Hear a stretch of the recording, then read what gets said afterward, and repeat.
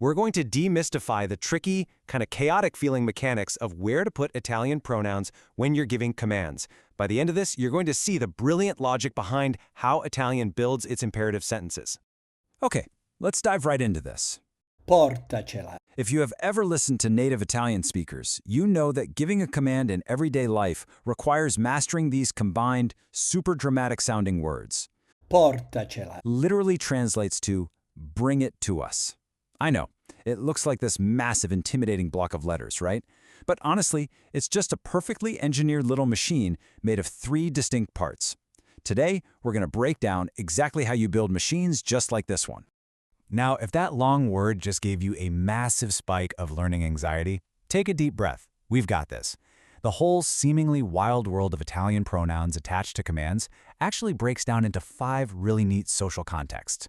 We'll look at informal commands, irregulars, saying no, formal commands, and finally, reflexive verbs. All right, kicking things off with Section 1, informal commands using the to and voi forms. So, when we're dealing with the to and voi forms, you're in the social context of your friends and family, right? And because you are socially close, the words physically get closer together. It's a great way to think about it. Here is your golden sticky rule.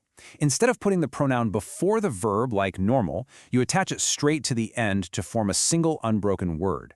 Scrivi la lettera, write the letter. But to just say write it, you absolutely don't say la scrivi. Nope, you say scrivila. The la just fuses right onto the end. And this exact same rule applies to direct object pronouns, indirect object pronouns, and yep, even double pronouns. And this brilliantly illustrates the visual math equation of double pronouns. Let's walk through it together. Step 1, you have your base verb, comprate, meaning you all buy. Step 2, you've got your double pronouns, me, meaning for me, and lo, meaning it. Now, in a normal sentence, you'd write me, lo as 2 completely separate words. But look at step 3. Because this is an affirmative informal command, they fuse directly onto that imperative base. Comprate plus me plus lo equals compratemelo. Buy it for me. Even separated pairs like fe li or te le just slam right onto the end of the verb. It is absolutely beautiful structural logic. Moving right along to Section 2, irregulars, and specifically the double consonant.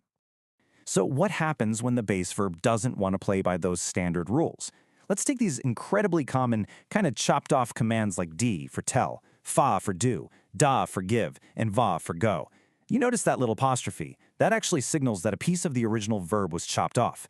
Well, when you attach a pronoun to these short irregulars, they double down on their final consonants. Di plus me becomes di me, tell me. Notice the 2 M's there? Fa plus lo becomes follow, do it. 2 L's. Da plus me is dum me, give me. And va plus chi is vachi, go there. The consonant simply doubles up to carry the weight of that brand new attached pronoun. All right, that brings us to Section 3, negative commands. Basically, saying no. Now, what's really, really interesting about saying no in Italian is the freedom it gives you. With negative, to, and voi commands, the pronouns can actually go in 2 entirely different places. First option, you can put the pronouns right before the verb. Non me lo dire, don't tell it to me. Notice how me and lo stay separated here, exactly like they would in a normal, non-command sentence. Or, alternatively, you can attach them right to the end of the infinitive verb. Non dirmelo. Both of these are completely correct. Both are extremely common in conversational Italian. You can literally just choose whichever one feels more natural to your tongue in the moment. So the crucial point here is, while you do have a lot of flexibility with placement, there is one major exception when it comes to the spacing of the pronouns themselves. Take the combined pronoun glielo, which means it to him or it to her. Non glielo spiegare or non spiegarglielo. Do you notice the spelling there? Unlike melo or tela, which stay separated when they're placed before the verb, glielo always remains one single fused word, regardless of where you decide to put it. Next up is Section 4, formal commands, the lay form. Okay, so when we step away from our familiar friends and start speaking to strangers or superiors, the rules completely change. Think about it. Formal Italian demands social distance, right? So the formal lay imperative absolutely does not attach pronouns to the end of the verb. Instead, the pronoun is placed respectfully before the verb, keeping a nice polite distance. If you're informally telling a buddy to buy a book, you say compralo, it's fused. But if you're politely instructing a client to buy it, that requires the formal lay, lo compri. See how the pronoun lo sits neatly in front, totally separated? That's the distance in action. And you know what? This rule of separation is incredibly consistent, whether the command is affirmative or negative. Whether you're using a single pronoun or a big combined double pronoun, the formal lay form always keeps the pronoun before the verb. Non lo prenda. Don't take it. Non glielo spieghi. Don't explain it to him. The structure perfectly mirrors just a standard non-imperative sentence. The pronoun never, ever touches the end of the verb when you're giving formal commands. Which brings us to our final stop, Section 5, reflexive and reciprocal verbs. Let's move to this and see how it builds on everything we've covered so far. First, just a super quick refresher on your reflexive pronouns, me, ti, si, chi, and vi. Now, because these are pronouns, they obey the exact same grammatical laws of attachment and separation that we literally just spent the last few minutes learning. There are 0 new rules here, just a brand new application.